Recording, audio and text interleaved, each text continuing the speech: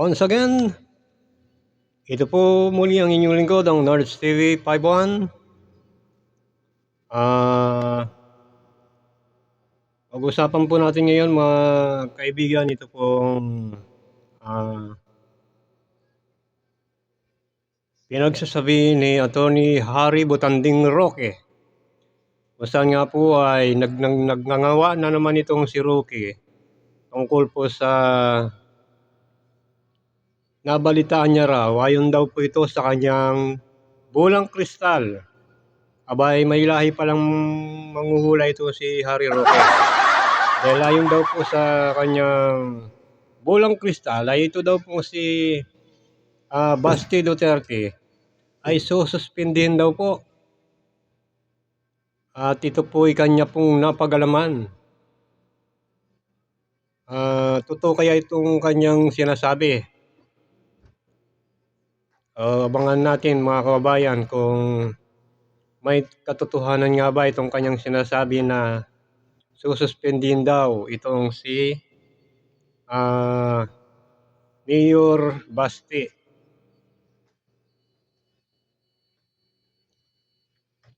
Mas maganda po panoorin po muna natin ang kanyang mga pinagngangawa. Narito mga kababayan, si Harry Botanding Roque. Pasok! Agad pong nakakuha tayo ng kumpirmasyon na talagang pinalipas lang ang araw kung kailan nagbigay ng ayuda itong si Presidente Marcos sa Davao mismo at isususpindi daw ang ating Mayor Baste Duterte. Totoo po yan, no? Yan po ay isang impormasyon na nakarating na hindi lang sa akin, pati na rin doon sa mga taga Davao, no? At ang tanong, ano na naman ba ang ginawang kasalanan ng Mayor Baste? Well, hindi lang po dahil siya ay Duterte, kundi siya po talaga ay simbolo, modelo ng maisog na Pilipino. Kaya nga pong Yan nga po mga kababayan. Si Harry Botanding Roque. Ang kanya pong pagngangawa. Masamang masama talaga ang loob niya. Galit na galit itong si Harry Roque. Dahil po sa kanya pong nasagap sa kanyang bulang kristal.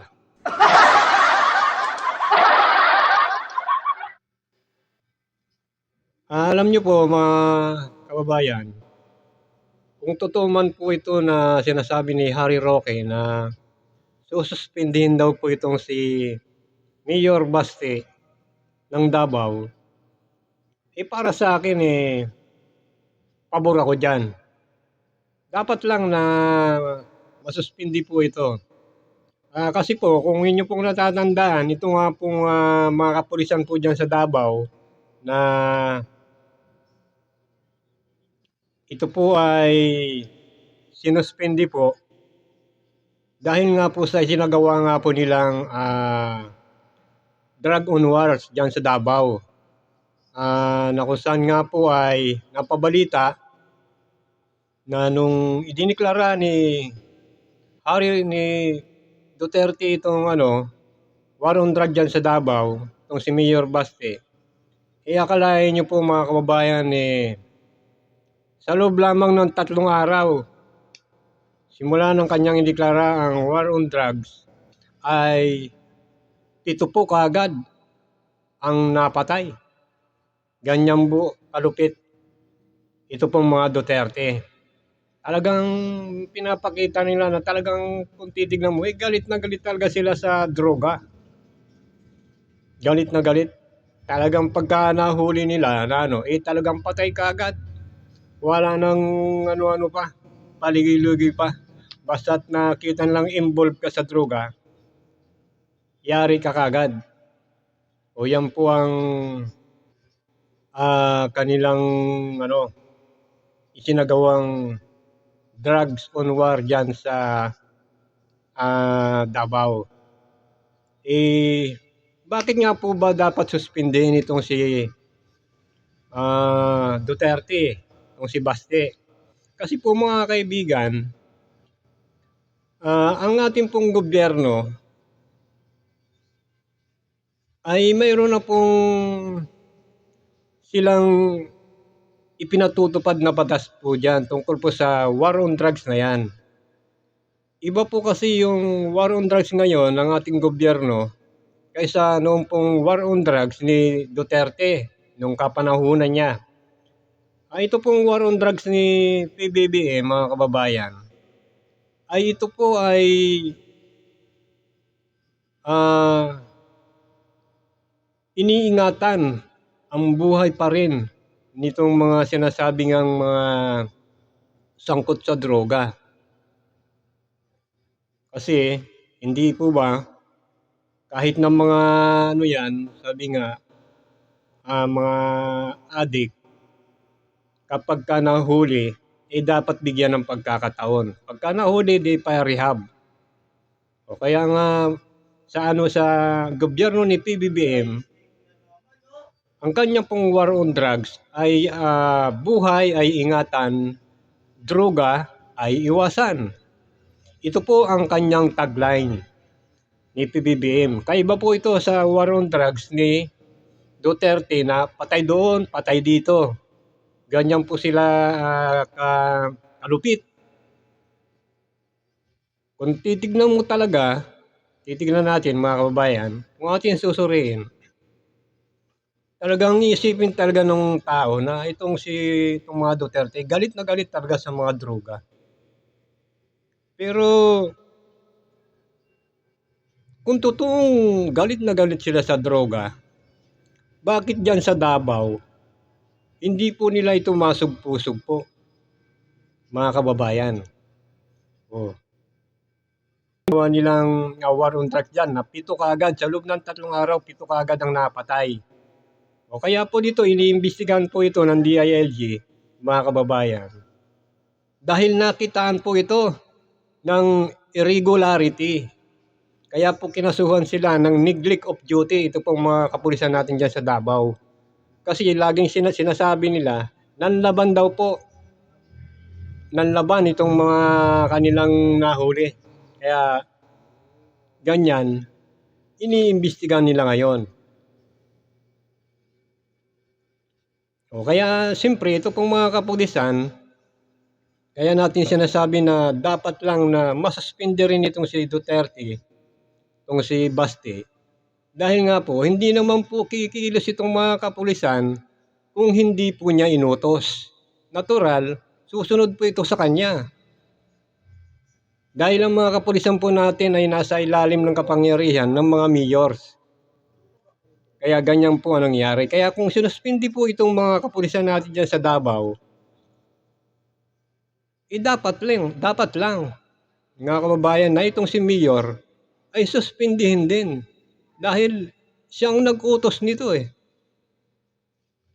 na war on drug, na ginaya niya po ang estilo ng kanyang ama na tukhang.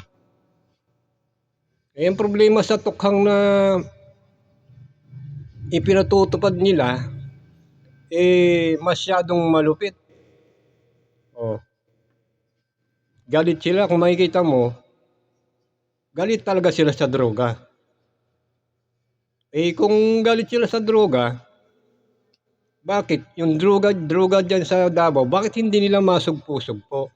Noon pa yan, ang tagal na, kahit noong panahon ng kanyang ama, si Digong. Ilang taong bang nag-mayor si Digong dyan? 20 years ata. Pero bakit hindi nasugpo yung droga? Ito sinasabi nila. Wala daw droga dyan sa Davao. Tahimik daw. Malinis sa droga ang Davao. Pero naglabasan niya yung mga balita. Diyan pala ang bagsakan ng droga.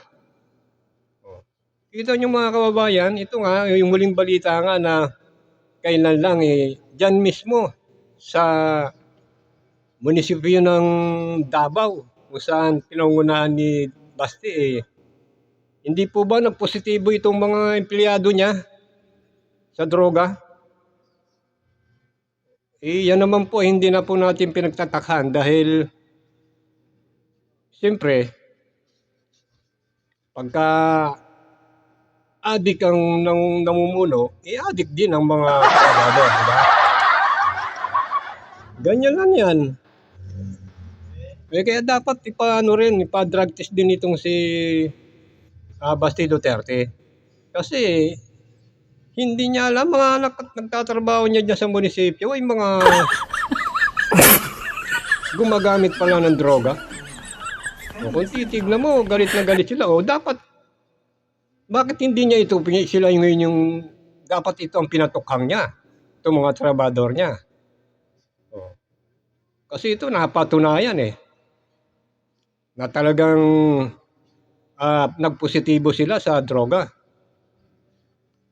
Kaya itong mga Duterte na to, mga kababayan, yung sinasabi nilang drug on wars na yan, mukhang ano lang, para lang makita ng tao na kunwari galit sila sa droga. Pero ang totoo, sila palang sila rin palang natin, baka silang supplier din ng droga.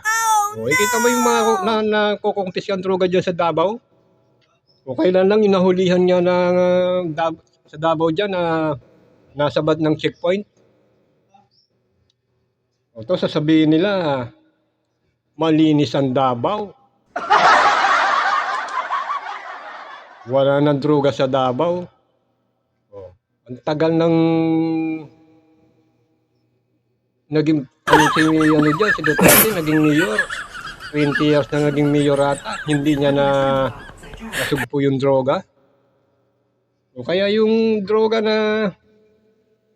yung drugs on war ni Duterte nung kapanahunan niya pakunwari lang pala daw yun. Kasi bakit? Yung mga nahuhuli, yung mga napapatay, mga kababayan yung maliliit lang na mga user. Sila yung mga kawawa, yung mga nasa bangketa, yung mga patakbo-takbo doon, ginagamit ng mga runner, ayun lang ang napapatay. Yung mga kawawa nating mahihirap na kababayan. Kaya naman sila siguro dahil nga sa walang mga trabaho, kaya napilitan. Bakit hindi nila hulihin yung mga big time? Paano nga nila hulihin yung mga big time? Yung mga kaibigan pala nila, di ba mga kababayan? Kaibigan ni Duterte. Kita mo si Michael Yang. Ginawa niya pang economic advisor. Yung palang pinakamalaking nag-aangkat ng droga sa China, dinadala dito sa Pilipinas. Kaya pakunwari lang yung front lang ni Duterte na drugs on war niya noon. Kunwari, galit sa droga. Pero mga kaibigan at mga kumpare niya yung mga drug lord. Sila ang protector. Ang kawawa, yung mga maliliit na mga kababayan natin na talagang naging biktima. At karamihan pa doon hindi naman sangkot, napapagkamalan lang. Kaya ngayon, unti-unti nang lumalabas yung mga kabalbalan ginawa ng mga Duterte. Tapos ito si Harry Roque, putak ng putak. Ano raw ang dahilan, bakit sususpindihin? Dahil daw ito sa Duterte, siya daw ngayon ang kinikilala o tinitingala bilang maisog. Maisog daw. Sabi kung maisog ka, dapat ang unahin mo yung mga producer ng droga, yung nagdadala ng mga droga dyan, hindi yung maliliit na mga kababayan natin yung mga nabibiktima na walang kalaban-laban. Bakit yung mga big time hindi mo maano? Yun ang tunay man maisog.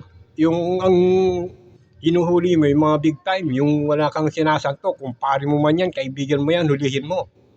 Yan ang maisog. Hindi yung may pinagtatakpan kayo. Kasama itong si Roque. Kala mo hindi abogado. Natural, suspendin siya. Dahil siyang nagutos ng war on drugs yan sa Davao Nagsagawa siya nagdeklara siya ng sarili niyang war on drug sa pamagitan ng tukhang, samantalang mayroon nang ipinatutupad ng gobyerno dyan tungkol sa tukhang. Na buhay ay ingatan, droga ay iwasan. Yan ang tagline ng Pangulo ng Pilipinas. Yan ang ano ni President Bongbong Marcos. O hindi, sinunod ni Baste. Idol niya kasi yung tatay niya eh. Palibhasa kasi sanay talaga silang magpapatay ng tao.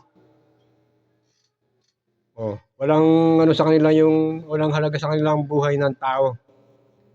Basta't na ano nila, kunwari galit sila sa droga, pero yung mga tinitira pala nila, yung mga kakumpetensya nila sa droga, sa kanilang negosyo. Okay, ito naman yung mga kitang-kita naman sa mga balita, mga kaibigan, di ba? Puro involved sa kanila lahat, yung mga Chinese na mga drug lord. Oh. Tapos kung ipagtanggol pa nitong si Butanding Roque, paano kaya binabayad din dito ng mga Duterte? Kumbaga sa ano na rin to si Roque na praning na. Eh dapat dito kay Roque magsayaw ka na lang ng budots, 'di ba? Magaling ka naman sumayaw ng budots. Eh, budots na lang. O yung gumagalaw lang yung tiyan, yung parang tumatalbog-talbog ba? Kaya ayan mga kababayan, para sa akin, kung tutuman yung sinasabi ni Roque na yan na sususpindihin si Basti Duterte, eh, pabor ako dyan. Tama lang naman suspindihan, mga kababayan. O hanggang sa muli, mga kababayan. Muli, ito ang Nerds TV 51. Huwag niyo pong kalimutan mag-subscribe at i-click na rin po ang notification bell para po maging updated po kayo sa mga video ng ating pong re-reaksyonan. Mundo'y nagliwanag.